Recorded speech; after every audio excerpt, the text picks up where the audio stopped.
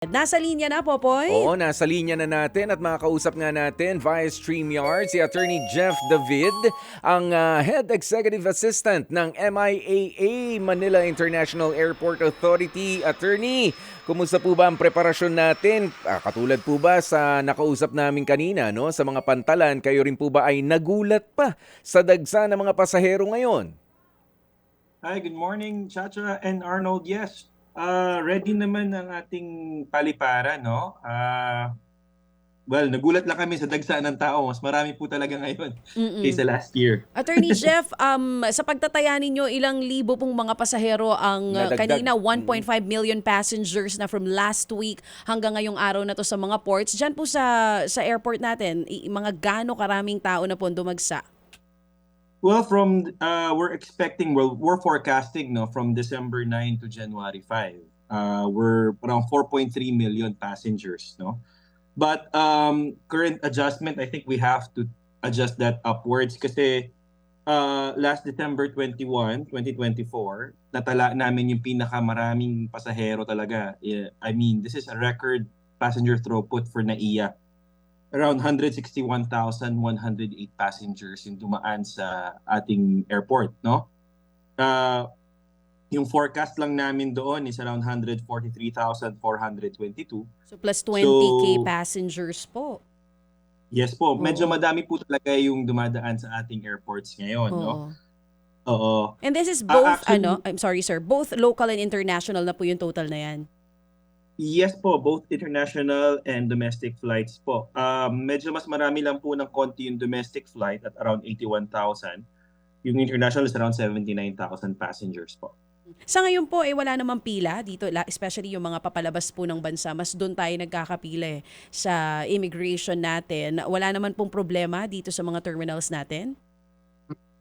Dun lang po sa may Terminal 3 po, no, we saw a little bit of build-up sa ating immigration clearance.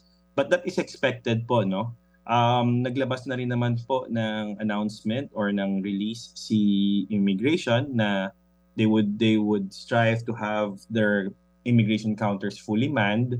But it's just really the ano lang po talaga, dagsa ng tao po, no? So currently po nagdadagdag naman po tayo ng immigration counters, no? So hopefully by next year, next holiday season, mas iikli or may ibsan na po yung pila dyan sa immigration counters Oo, natin. oo. So sa Terminal 3, dahil pa rin po dun sa immigration line, at hindi pa rin, kumbaga, hindi lahat ng windows may tao sa ngayon.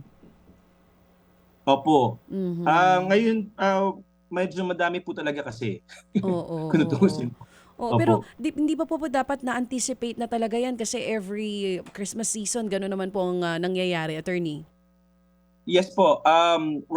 That's why po naglabas naman po si immigration na no leaves are allowed, no? Mhm, mhm. So nag-announce na po sila and all counters should be manned. Ang ano lang po talaga dyan is of course, unlike other countries po talaga, tayo po kasi yung departure clearance po talaga ng ating mga kababayan. Binabantayan din po yan ng immigration.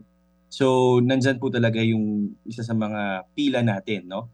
Or yung longest touch point as far as yung airport experience ng ating mga pasahero are concerned. Oo. Kanina, attorney, yung binanggit niyo na more than 160,000 passengers. Ito po yung papasok at palabas? Pareho na po yan? Yes po. Oo. Both po yan, sir. Both po yan, ma'am. No? Oo. Both incoming and outgoing passengers po yan. Dito po sa mga incoming passengers natin, sa mga foreigners, anong lahi po ang pinakamarami ang gustong ma-experience ang Pasko ng Pilipinas? Ma'am Chacha, we don't have that data as of the moment. Mhm. Kasi I think that data would come a bit later pa. Mhm, So mhm. for the meantime po, what we are able to capture is just the arrivals in general and the Oo. departures. So, but rest assured po, ma'am, once we receive or once we have the data available, we would make sure that everybody receives it po. Okay, thank you, attorney. Pero balikan natin itong mga sitwasyon sa airport. Sabi nyo kanina, doon lang sa immigration nagkakaroon ng problema. So, doon sa mga terminals natin na iba, na hindi kailangan dumaan sa immigration, smooth naman po yung experience itong mga pasahero natin sa ngayon. Yes po. Nung 21st lang po, no? 21st ba? No, yesterday. Yesterday pala po, 22nd, sorry. opo. Yes po, yesterday. Meron lang po tayong delayed na flights because of the closure sa Iloilo Airport. Oo. Nire-rehabilitate or nire-repair po yata dun sa runway. This is around 8 flights po. Mm-mm, So, mm-mm. nung mina-delay naman po, nagpalagay naman po yung NNIC ng additional seating area po para sa mga naghihintay na passengers sa Terminal 2. At lahat naman halos po ng aircon natin sa mga terminals gumagana po sa ngayon dahil dagsa tao. Mas hindi mo mararamdaman minsan ang aircon pag ganyan kadaming tao eh. Opo, wala naman pong complaints na na-receive regarding, let's say, warm temperatures. Most of the temperatures that we have recorded inside the terminals are comfortable naman po. And sir, yun pong mga delayed flights, kamusta naman? Okay naman, Ma'am Cha, no? Hindi naman po, it's not as bad as before. So, aside from yun nga po, yung na-record namin na may issue talaga dun sa Iloilo, we have not received any other, what do you call this, parang concerning na reports about delays po. Oo, and for sure, because dun sa mga bagong patakaran na ipinapatupad na po dyan ngayon, hindi na rin nahihirapan yung mga papark na may mga flight at mag-iiwan ng sasakyan dyan po sa airport. Yes po, lumuwag po kasi talaga yung parking, no? Nung inadjust ni NNIC yung parking rates. Oo. In addition po kasi nagluwag din po sila ng curbside area natin. Oo nga daw, So, nilawakan po yung mga daanan, hindi po ba? yes po. So kung kayo po ay mapapadaan sa Terminal 2 and 3 po, no? Makikita niyo po na lumawak na po yung arrival area natin. Yung sa Terminal 1 naman po, ginagawa pa lang po siya as of the moment. But for the most part, ma'am, makikita niyo po na medyo mas madali na po magsundo ngayon sa airport natin. Oo. Speaking of parking rates, sir, pinag-uusapan po ba ngayon? Kasi nagkaroon din ng clamor yung mga tao dahil dyan sa napakataas na parking rate nga ngayon, which is nakikita naman natin yung epekto ngayon. Ang makakagamit na lang is yung mga may flights and also the employees na nandiyan dyan sa airport. Dati daw nga kasi ginagamit ng mga ibang establishments malapit sa area. Pinag-uusapan po ba kung mapapababa pa yung parking, lalo dun sa mga may flights talaga kasi mabigat po sa bulsa ito para sa karamihan na nagagamit po ng parking na yan. Ma'am Chacha, ano po kasi siya no? It's number one po kasi it's an issue with regard to efficiency of usage ng parking spaces natin. Mhm. I think if I'm not mistaken po, it was really meant to deter yung mga non-airport users from Yes. utilizing these parking spaces. Oo. So, between the two po kasi I think they're really weighing on the fact kasi na kung kayo naman ho ay magsusundo, no? Mas gugustuhin po talaga ni NNIC na iparada na lang yung sasakyan at maghintay. Yes. Kaysa ho Oo. magpaikot-ikot po dun sa curbside and Oo, magdadagdag oo. ng sa traffic volume. So kung ang tanong po is strictly with regard to kung may pinag-uusapan po with regard to discounts for those who are essential users of the parking spaces, we will bring it up po with NNIC. Oo, yun ang Pero naging... if I'm not mistaken po, there has been separate discussions Mhm. between the stakeholders in the airport and Oo. NNIC directly po Attorney about Jeff, it. that is nice to hear. Kasi syempre mga nakikinig sa atin ngayon, kung magpapakita halimbawa ng pruweba lang na may lipad ka sa ganito or ganyan at mas mabibigyan ka ng mas mababang discount na sa parking, mas marami yung makaka-avail ng parking near the airport. Hindi, yung iba lumalayo pa ngayon tas saka mag-grab or magta-taxi, pupunta po dyan sa area. Ano po, attorney? Kaya maganda yung sinasabi ni Attorney Jeff na at least sa pag-uusapan na ngayon and let's just wait and see baka next year medyo may magandang balita para sa mga pasahero natin dyan. Any final words na lang po para sa mga babiyahe at ang gagamitin na mode ay ito nga pong mga eroplano. Final words po para sa mga pasahero po natin. Sorry po, Miss Chacha, nag-cut out po yung last. Hindi ko po narinig. Yes po, final words na lang po para sa mga babiyahe at mga pasahero po natin. Okay po. Kung reminders ho, no ma'am? Sorry po. Yes po, nagka-cut out po. reminders for them. Okay po. So, generally po, we advise our passengers or yung users ng airport to arrive pag domestic flight 3 hours before po.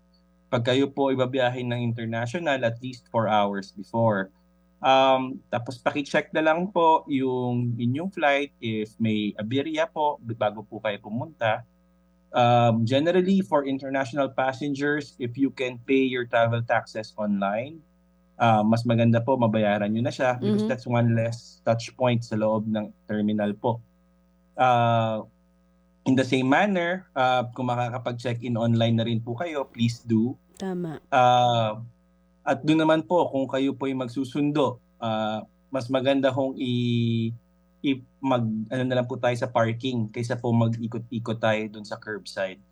This would make sure po na yung traffic flow natin sa terminals and yung environs po. Kasi pag kayo po ay umiikot sa loob ng terminals, ang naapektuhan din pong traffic ay yung mga papasok ng terminals po natin, no? Hindi lang po sa loob ng airport itself, pati yung sa labas. So kung pwede po, iparada nyo na lang yung sasakyan at doon na lang po tayo sa arrival areas maghintay. Yan po yung pinaka-advice namin, Ms. Chacha, considering po talaga na madami po talagang bumabiyahe ngayon sa ating airport. Oo, and totally understandable dahil nga po 'di ba, syempre pauwi tong mga to ng Pasko. And ginagawa naman lahat po ng MIAA yung kanila makakaya to accommodate all our passengers para maging smooth yung experience itong mga pasahero natin. Wag lang po sana maulit yung nangyari last year no na nawala ng kuryente bandang January po yata yon. Yes po, Ms. Chacha. In Mm. fact, ginagawa naman po ni NNIC yung lahat. In fact, just recently, they signed an agreement with Meralco po. So, if you're asking if there would be any Power interruption. improvements Mhm. or if there won't be any interruptions, wala po siguro namang ganun na expected na. Yun, hopefully kasi mas mas stress to pagka kung sakali mang mawalan pa, no? Opo. Yes po, kasi peak season po talaga ngayon. So, Yes. everybody is all hands on deck. Oo.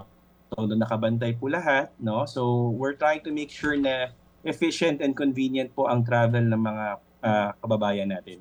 Attorney Jeff David, maging sa mga kasamahan po natin dyan sa airport, maraming salamat din sa inyong serbisyo. Tuloy-tuloy po yan hanggang sa pagpasok ng bagong taon. Wala rin pong pahinga. Salamat po, Attorney Jeff. Thank you very much po, ma'am. Merry Christmas po. Merry Christmas. Yan nga pong Head Executive Assistant ng MIAA, Attorney Jeff David. Batiin na rin natin si Attorney Chris Bendijo. Tama ba din, nasaan na siya? Sa defense? Nasa defense na si Attorney Chris Bendijo. Dati itong taga MIAA po.